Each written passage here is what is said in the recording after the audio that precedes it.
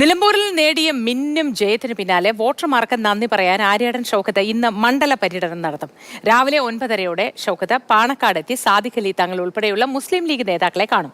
ജയത്തിനു പിന്നിൽ ലീഗിന്റെ കഠിന ശ്രമം എന്ന് ആര്യാടൻ ഷൗക്കത്ത് ഇന്നലെ പറഞ്ഞിരുന്നു. അതേസമയം നിലമ്പൂരിലേറ്റ കനത്ത തോൽവിയെക്കുറിച്ച് ആഴത്തിൽ പരിശോധിക്കാനാണ് CPM-ന്റെയും BJP-യുടെയും തീരുമാനം. അമൽ തേനമ്പറമ്പിൽ വിശദവിവരങ്ങളുമായി നമുക്കൊപ്പം ചേരുന്നു. അമൽ, ഗുഡ് മോർണിംഗ്. അങ്ങനെ വിജയത്തിന്റെ ആഘോഷത്തിനൊപ്പം തന്നെ പരാജയത്തിന്റെ കാരണങ്ങൾ ആഴത്തിൽ പഠിക്കാനുള്ള തീരുമാനവും നടക്കുന്നുണ്ട്. ഇതിലിനി പ്രത്യേകിച്ച് പഠിക്കാൻ എന്തെങ്കിലും കാര്യങ്ങളുണ്ടോ? മാത്രമല്ല, മുസ്ലിം ലീഗിന് പ്രത്യേകമായി നന്ദിയൊക്കെ ആര്യാടൻ ഷൗക്കത്ത് പറഞ്ഞിട്ടുമുണ്ട്. കോൺഗ്രസിന്റെ ഭാഗത്തു നിന്ന് ലഭ്യമാകുന്ന കോൺഗ്രസ് ഗ്രൂപ്പുകളിൽ നിന്നും മനസ്സിലാവുന്ന വിവരങ്ങൾ എന്തൊക്കെയാണ്?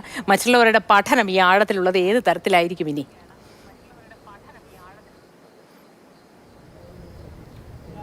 മോദി, നിലമ്പൂർ തിരഞ്ഞെടുപ്പ് അങ്ങനെ കഴിഞ്ഞു പോവുകയാണ്. പക്ഷേ ഇത് ഏതെങ്കിലും തൃക്കാക്കരയോ അല്ലെങ്കിൽ പുതുപ്പള്ളിയോ പാലക്കാടോ ചേലക്കരയോ പോലെയല്ല. ഇത് നിയമസഭാ തെരഞ്ഞെടുപ്പിനും തദ്ദേശ തെരഞ്ഞെടുപ്പിനും തൊട്ട് മുന്നോടിയായി നടക്കുന്ന ഒരു ഉപതെരഞ്ഞെടുപ്പാണ്. അതിൻ്റെ ഗൗരവമുണ്ട്. അതിനാൽ തന്നെ ഈ തിരഞ്ഞെടുപ്പിൻ്റെ ആഘാതം എന്ന് പറയുന്നത് ചെറുതല്ല. അത് UDF-നാണെങ്കിലും LDF-നാണെങ്കിലും ഒരുപാട് പാഠങ്ങൾ നൽകുന്നുണ്ട്. പഠിക്കാൻ ഒരുപാടുണ്ട്. LDF-നെ സംബന്ധിച്ചിടത്തോളം അവരുടെ കോട്ടകൊത്തളങ്ങൾ പോലും തകർന്ന് തരിപ്പണമായ അവസ്ഥയുണ്ട്. ആകെ കരുളായി എന്ന് പറയുന്ന അവരുടെ ഉരുക്കുകോട്ടയിൽ മാത്രമാണ് വളരെ ചെറിയൊരു ലീഡ് നേടാൻ കഴിഞ്ഞത്. പോത്തുകലടക്കമുള്ള എം സ്വരാജിന്റെ മണ്ഡലം അടക്കമുള്ള സ്ഥലങ്ങളിൽ, എം സ്വരാജിന്റെ പഞ്ചായത്ത് അടക്കമുള്ള സ്ഥലങ്ങളിൽ പിറകിൽ പോയി എന്ന് പറയുമ്പോൾ അത് അതിശക്തമായ ഭരണവിരുദ്ധ വികാരത്തിന്റെ പ്രതീകമാണ് എന്ന് UDF നിരന്തരമായി പറഞ്ഞുകൊണ്ടിരിക്കുന്നു.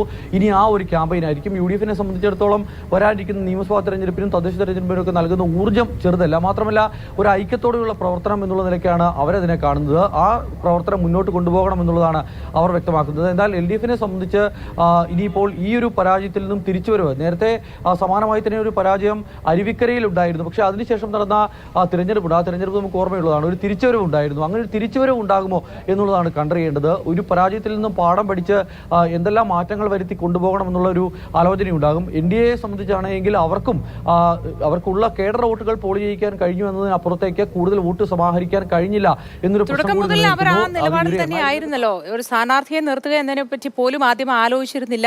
പിന്നെയാണ് മത്സരത്തിന് ഒരാളെ, അതും സ്വന്തം പാർട്ടിയിൽ നിന്നല്ലാതെ മറ്റൊരാളെ അവിടെ ഇറക്കുകയും മറ്റും ചെയ്തത്. അതുകൊണ്ട് ഇനി അതിലൊരു പ്രത്യേക പഠനമൊക്കെ NDA നടത്തുമെന്നത് നമുക്ക് കരുതാമോ? ഇതെല്ലാം കഴിഞ്ഞു പോകുന്ന കാര്യങ്ങളാണ്. ഇതിപ്പോൾ UDF-നെയും LDF-നെയും സംബന്ധിച്ച് മാത്രമാണ് ഗൗരവമായി ഒന്ന് ചിന്തിക്കാനുള്ളത്. ഇനിയിപ്പോൾ നമ്മൾ ഇതൊക്കെ പറഞ്ഞു പോകുമ്പോൾ പറയാതെ പോകുന്നൊരു പേര് PV അൻവറിൻ്റെതാണ്. അൻവർ ഇനി എന്ത് ചെയ്യുമെന്നുള്ളതാണ് ഏറ്റവും പ്രധാനപ്പെട്ട കാര്യം. അൻവറിനെ UDF-ലേക്ക് കൊണ്ടുവരുമോ, അതിനുള്ള നീക്കം ലീഗിന്റെ ഭാഗത്തുനിന്നും ഉണ്ടാകുമോ എന്നുള്ളതാണ് പ്രധാനപ്പെട്ട ചോദ്യമായി വരുന്നത്. അൻവർ ഒരു 10,000 വോട്ടൊക്കെ പിടിച്ചുള്ളുമായിരുന്നുവെങ്കിൽ പ്രശ്നമില്ലായിരുന്നു, അതങ്ങ് ഒഴിവാക്കി വിടാമായിരുന്നു. പക്ഷേ അതല്ല.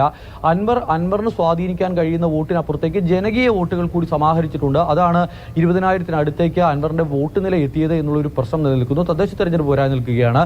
തദ്ദേശ തെരഞ്ഞെടുപ്പിലൊക്കെ ഒരു ബൂത്തിൽ ഒരു 10 വോട്ട് പോലും വലിയ പ്രാധാന്യം അർഹിക്കുന്നതായിരിക്കെ അൻവർ എല്ലാ സ്ഥലങ്ങളിലും 10ഉം 100ഉം വോട്ട് പിടിച്ചിട്ടുണ്ട് എന്നുള്ളത് വളരെ പ്രധാനപ്പെട്ട കാര്യമാണ്. അൻവറിനെ കൂടി ഒപ്പം കൂട്ടി മുന്നോട്ട് പോയില്ല എങ്കിൽ അടുത്ത തദ്ദേശ തെരഞ്ഞെടുപ്പിൽ UDF-ന് വലിയ വില കൊടുക്കേണ്ടി വരും എന്നൊരു സൂചന അൻവർ നൽകി കഴിഞ്ഞിരിക്കുന്നു. അതിനാൽ തന്നെ അൻവറിനെ കൂടി ഒപ്പം കൂട്ടി മുന്നോട്ട് പോകാനുള്ള ചർച്ചകൾ വരും ദിവസങ്ങളിൽ ഉണ്ടാകും എന്നുള്ളതാണ് പ്രതീക്ഷിക്കുന്നത്. മോദി, ഇനി CPM-ലേക്ക് വന്നാൽ എം സ്വരാജിനെ ഒരു ബലിയാടാക്കുകയായിരുന്നു എന്ന തരത്തിലുള്ള ചോദ്യങ്ങളും ഉയരുകയാണ്.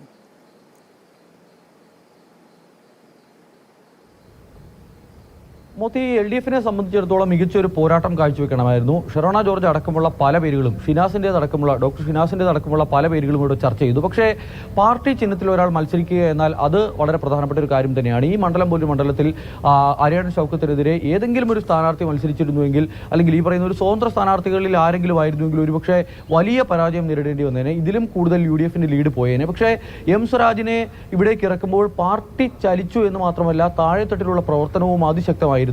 പ്രധാനപ്പെട്ട നേതാക്കളെല്ലാം 13 മന്ത്രിമാർ ഒരു ദിവസം ഇവിടെ വന്ന് ക്യാമ്പയിൻ ചെയ്തു പോയ ദിവസങ്ങൾ പോലും ഉണ്ടായിരുന്നു. അങ്ങനെ ശക്തമായ പ്രവർത്തനം നടന്നു. പക്ഷേ അതിനൊക്കെ അപ്പുറത്തായിരുന്നു ഒരു പൊതുജന വികാരം എന്നുള്ള കാര്യമാണ് സ്വരാജിന്റെ പരാജയത്തിന്റെ ആഘാതം ഇത്രയും കൂട്ടിയത്. പക്ഷേ മറ്റാരെങ്കിലും ആയിരുന്നുവെങ്കിൽ ഇതും ആയിരിക്കില്ലായിരുന്നു അവസ്ഥ.